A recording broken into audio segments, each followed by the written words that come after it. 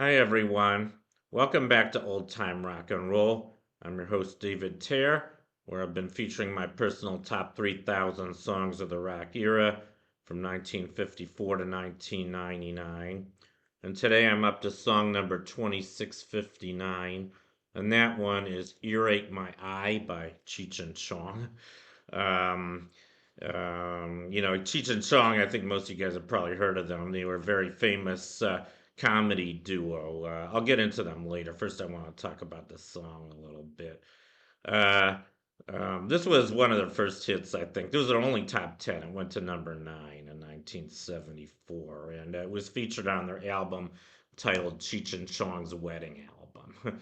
and it's. I guess I'll just tell you what the song's about first. So it was a song based on a comedy skit that they did with the same title, "Earache My Eye."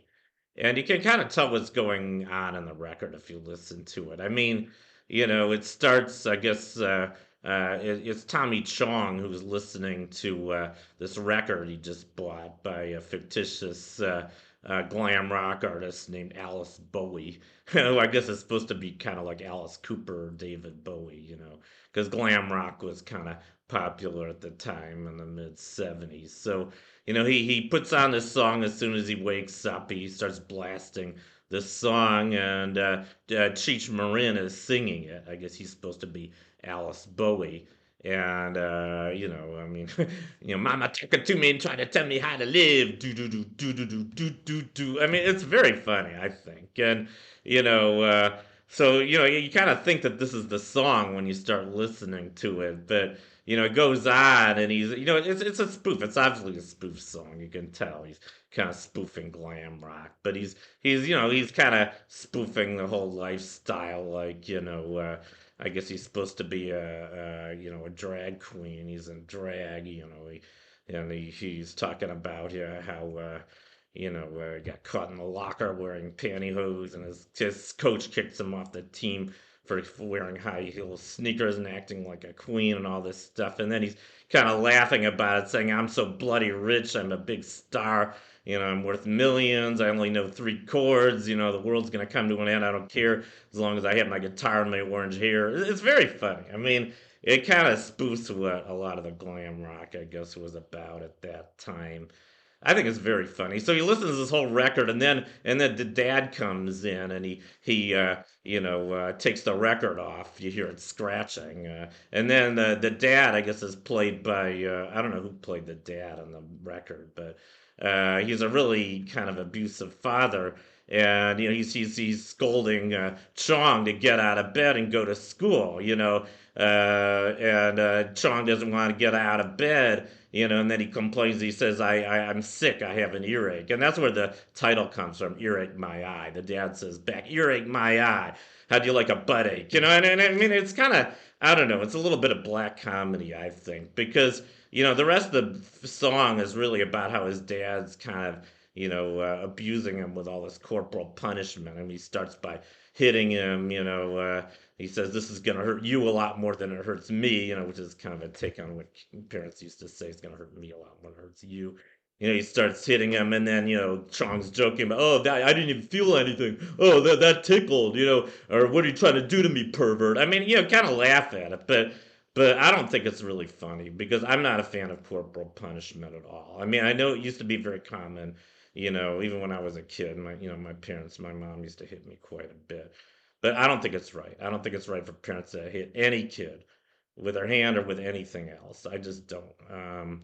So I don't even know if this record would really be considered funny anymore. But I think it's funny. I mean, I've heard it several times, and I mean, after the father, just scolds him and makes him go to school. He closes his door and starts playing the record again. So I guess the point of that is that whatever the dad tried to do to him didn't take effect. So um, anyway, I guess it's sort of, I guess you can think of it kind of like tongue-in-cheek, rebellious record about teenage rebellion, doing what you want and living it up. Just kind of um, doing what you feel like. And I guess I should say, so that pretty much says what the song's about. But now I want to talk about the duo Cheech and Chong. Here's a picture of them.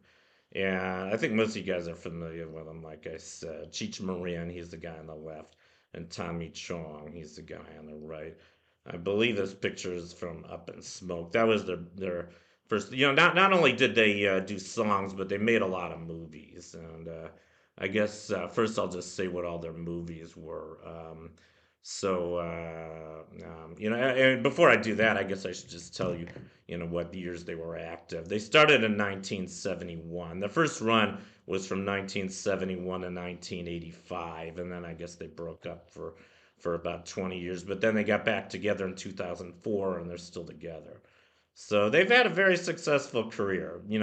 I guess as stand-up comedians, they've also starred in movies and they've starred on TV shows and they made a lot of records. So pretty popular duo, I'd say. And their movies included Up in Smoke. That was their first big one in 1978. Then they had that was followed up by Cheech and Chong's next movie in 1980. Nice Dreams in 1981. Things Are Tough All Over in 1982. Still Smoking in 1983. Cheech and Chong's The Corsican Brothers in 1984. Get Out of My Room in 1985. Hey, Watch This, which was just a film of them in concert that came out in 2010. Finally, Cheech and Chong's animated movie, which came out in 2013. Um, and their hit songs, their first hit song was called Basketball Jones, featuring Tyrone Shoelaces. It came out in 1973. That went to number 15. Um, then they had Sister Mary Elephant, which went to number 24. In 1974, they had the song I'm featuring today, Earache My Eye, which went to number 9, as well as Black Lassie, which went to number 55.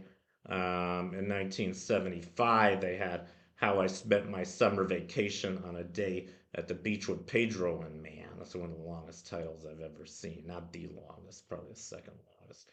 54 letters. And that one went to number 54, coincidentally.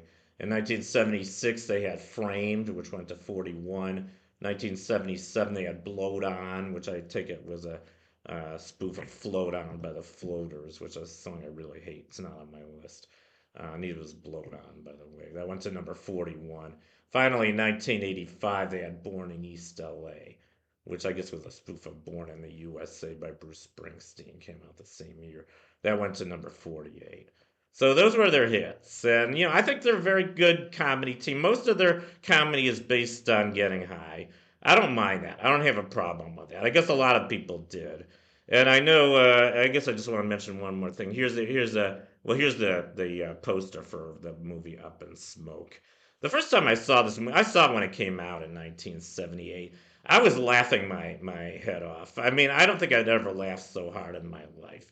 Near the beginning of the movie when they're sitting in the car together after they get high, they're like, "Where are we, man? Oh, I think we're parked." And I think they ran into a lamppost or something, and I just was cracking up. I don't think I'd even gotten high yet when I saw this, but I just thought it was so hilarious. And I guess not everybody was so amused by it. I mean, I know that, for instance, I know that Siskel and Ebert hated it. I think Gene Siskel gave it one of the worst reviews of any movie ever reviewed. He even said, I remember what he said. He said, for anybody who ever wanted to punch out a hippie, this movie gave him an excuse. I think that was really harsh that he said that. I don't agree with him. I think it was a very funny movie. And you kind of have to, maybe you shouldn't take it too seriously. I mean, I don't advocate being a pothead. I'm not a pothead. I have smoked for most of my life, but not excessively, And, I mean, most people in our society drink alcohol, but most of them aren't alcoholics. And I think marijuana is kind of the same way, as long as you don't overdo it. It's not a problem. As a matter of fact, I think it's probably the most benign drug in our culture, and it's legal in 24 states now, including the state I live in, Nevada. I think pretty soon it's going to be legal nationwide. I don't have a problem with that at all. And anyway, enough of that. But yeah, here's a picture of from Up in Smoke where I don't know how he got in this tutu outfit. I don't remember. everything in the movie. I guess I have to watch it again. But this is towards the end of the movie. A hilarious movie. They end up playing at this rock concert in L.A. I guess it's kind of a glam rock concert, and it was hilarious scene at the end of the movie. I don't know if I should spoil the movie, but it turned out they were riding in a van that was made of processed marijuana. They didn't even realize it, but the van, when they get to this concert in L.A., burns up, and it goes up in smoke outside the concert venue. Everybody at the whole venue gets high from all the smoke, and of course they become big stars because everybody's wasted on all the dope smoke. Including these cops who are trying to arrest him. Very funny. Anyway, I think probably spoiled the movie, but anyway, and I just want to say one more thing before I get off of this. Another comedy duo that did a lot, did movies about smoking dope and getting high, and actually like these guys a lot better than Cheech and Chong. This is Harold and Kumar, and they had a hilarious movie that came out in 2004 called Harold and Kumar Go to White Castle. If you guys haven't seen this movie, I highly recommend it. And the main reason I think I prefer Harold and Kumar to Cheech and Chong, I mean, part of Cheech and Chong's humor is they're pretty stupid. There's just kind of these dumb guys who like to get high, and I guess that's part of the humor. They're potheads, but they don't care, and they're just kind of stupid. And I guess you're supposed to think maybe they're stupid because their brains fried out on dope. But what I like about Harold and Kumar is they're nerds. It's kind of the opposite. They're really smart.